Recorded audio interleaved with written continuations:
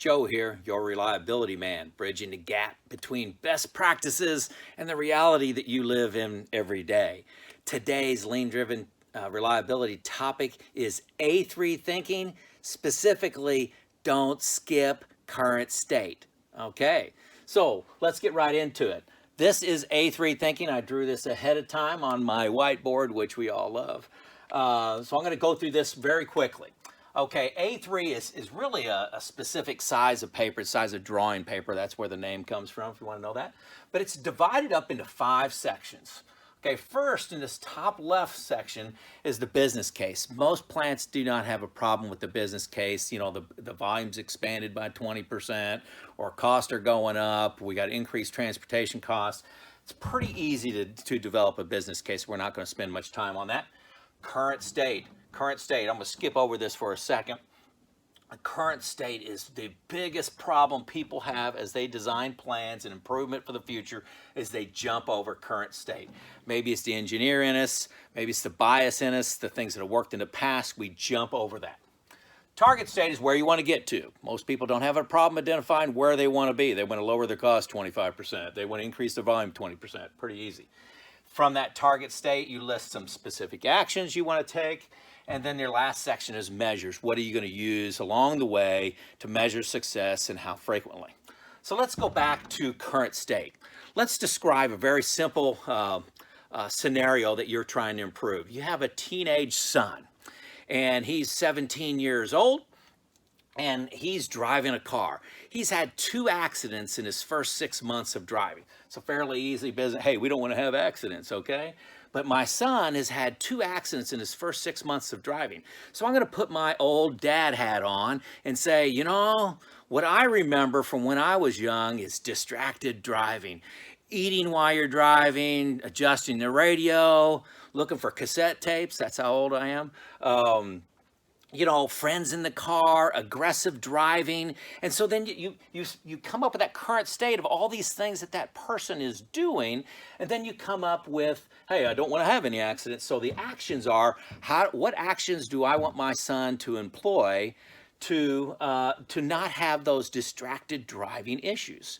Well, and then I can come up with some measures. Did they or did they not have an accident? So that's an example of using the A3. However, inside a current state, I immediately went to my biased history and came up with what's going on for my son. I did not observe, right? I did not spend time in current state. A guy by the name of Pat, I won't go into his last name, he instructed me to spend 3 times as long in current state as I could possibly stand. 3 times as long and at least 4 hours doing shop floor observations, okay? So, you know, very simple example again. But, you know, in today's reality, teenagers have cell phones. They're texting, they're driving, they're not using their turn signals, and they're making small mistakes in distracted driving that was not even heard of 25 years ago. So I jumped to conclusion by saying it was some other things when it was actually their cell phone. So that's an example of how jumping over current state can get you to the wrong conclusion. Current state, folks, it's a big deal. Now let's dive into a much more emotional change or improvement we'd like to make. We want to start a reliability journey. Now, I'm not going to focus on the full A3. We're just going to dive into the current state because that's where people make the mistakes. So imagine we're at current state. And I'm going to give you 2 of them here on my whiteboard. So first of all, current state as consultants see it, outside consultant. They look and say, hey, 5% of the plants get it. 5% of the plants are, you know, they're doing condition monitoring, they're problem solving, they got reliability engineers, they're planning, scheduling, kitting, staging, doing all that work. Man, they really get it, and they're getting better all the time. They're getting great results. 5% of the companies are, you know, they're dabbling in reliability, and they're getting better, but they're just going along at a small pace. But they've been doing this for some time, but they are getting better. 90% of the plants, 90% of the locations, you know, they just don't get it. They're flat or to declining. They're getting worse, if anything. But we just can't seem to get through to this 90%. Now, the 10%, 5 plus 5, you know, they get 100% of the attention, you know, in magazines and blogs and think tanks, and you go to the conferences out of town, and 100% of the attention is dedicated to these folks. Hey, here's a new tool for you. You know, here's a new CMMS system. Here's a new way of analyzing your data. Here's a new toy. Here's a nice shiny object. Please buy it. They get 100% of the attentions. So from a consultant standpoint, inside a current state, you know, the consultants actually, most of them you'll find, either came from this 5% that was really doing well. They've got a 20, 25, 30-year track record of doing these things. And they went through a 3 to 5 year painful period of, you know, training people, hiring planners, hiring reliability engineers, getting the equipment up in maintainable state, you know, going through that bow wave of cost, 3 to 5 years long of, you know, 3 to 4, 5, $10 million, depending on the size of your plant. They did that 30 years ago. Okay, they either came through that or they've studied these people. Just like, you know, one of the things that's really cool here in the United States is they've got a book out on, you know, Everyday Millionaire. And they've studied all these people that are millionaires and looked at their habits. So that's what these consultants are doing. These 5%, let's look at these 5% and look at how they got there. And when you get into it, you'll find that most of them have been there for 20, 25 plus years, and they went through this 3 to 5 year bow wave of spending and investment. Okay, so that's the path that they recommend. You know, hey guys, all you got to do on your A3 is your actions, do exactly what everybody else did, and you'll be there 5 years from now. Why don't the 90% get it? Why don't they just get it? This is what you get. So hey, let's talk louder.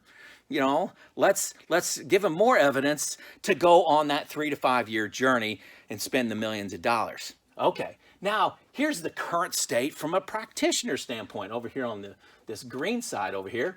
They must have quarter over quarter improvement. You know, no longer can you say, hey, we want to invest for a year, much less, you know, 3 to 5 years. Every quarter must be better than the next quarter. You put together 2 quarters that don't show improvement, start looking for a job. Okay, the organization does not take the long view. You know, a friend of mine, Bill, calls us a microwave society. Hey, if we can't have the results here in a month, 2 months, 6 months. I mean, 6 months is long-term thinking. You know, we just can't get there. Okay, so this again, practitioner point of view. The vice president and presidents and plant managers, you know, all upper level leaders, they're no longer engineers. They no longer grew up off the shop floor. So these people are in sales, they were in marketing, they were in finance, and they don't understand this. They don't understand the long-term play here that historically has worked, okay? So leaders are also, you know, how long is a plant manager in place, a VP? They're in place less than 3 years. You know, so how can you propose a plan that says, trust me, invest heavily, and in 3 to 5 years, if you do everything right, we'll get investment, and they're only going to be in the job 3 years. They need results in weeks. You may have heard this before, but they know the best practices, but they're stuck in their reality because it's the cell phone issue. Like I talked in my earlier, the cell phone has changed distracted driving. These things have changed the current state of practitioners in the field. So now that we understand the current state as seen through the eyes of the practitioners, the old actions just won't work. I mean, it's obvious when you spend enough time in current state that those old actions, they just won't fly. You know, you're asking for the maintenance manager, the reliability engineer, and maybe the plant manager, you're asking them to get fired by telling them to go down this path. It will not work. So more conferences, more training, more education of the old path, you know, that the reliability community is preaching just won't work.